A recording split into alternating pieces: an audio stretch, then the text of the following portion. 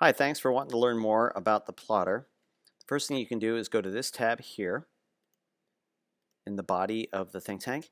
And what you'll see is immediately you can have the option of naming your exhibit, putting a label for the x-axis, for the y-axis.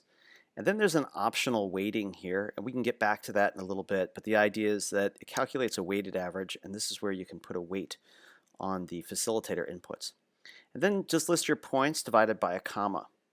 Now to demonstrate this, I'm going to go into the load templates here, and you can see that we've got the G&A top 15 materiality matrix templates, and what G&A did is they did some analysis across about 1,200 different companies and broke them into 35 industries. You can see those 35 industries here, and they took the top 15 categories. Actually, I think the report went as much as 30 categories. We just grabbed the top 15 and we preloaded them in here. So by selecting your industry, it'll preload that template for you.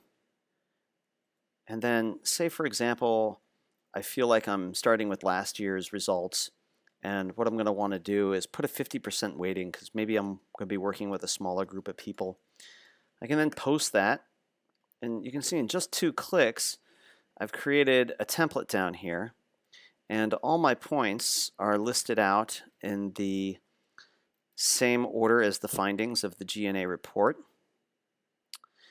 And you can see I'm in the edit mode right now, but I'm editing as a facilitator, so they're already on my plot. And then I can also see them in a view mode, so by hitting this toggle up here it shifts between the two, and I can toggle on and off those labels as well, like so.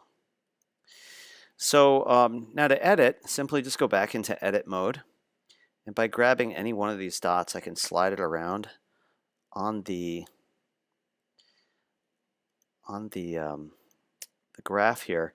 You can see each time I release a dot, a little pop-up gives me the option to leave a comment. So let's do that. Let's leave a comment on this one. And when I select that, it's going to bring me down to the comment section. And it's going to list the coordinates that I've selected for that dot and give me the opportunity to give you some rationale. And we'll just put in some false text here. And I can post that. Okay, so you can see that it's labeled the point.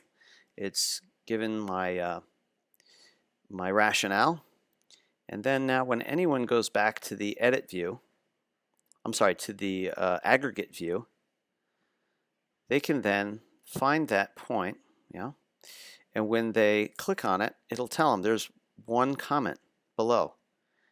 Okay, so what I'm showing you is that not only does it aggregate the position of the point on the graph, but it also aggregates the comments that are made. And simply by clicking on any of the points in the aggregate view, so in the view mode, it'll show you the comments that were made below. So I hope that helps. One other thing to keep in mind is, as a facilitator, at any point you can go back to edit here. You can add, subtract points. You can change the labels of your axes or change your weighting. And finally, once your think tank is complete, there's also an option to export it. Now that export will break it down by individual participant, which allows you, of course, to do further analysis on the data. So I hope that's helpful. Any questions, please do find us by clicking the question mark in the bottom right-hand corner. Send us a note and we'll be quick to respond. Thank you.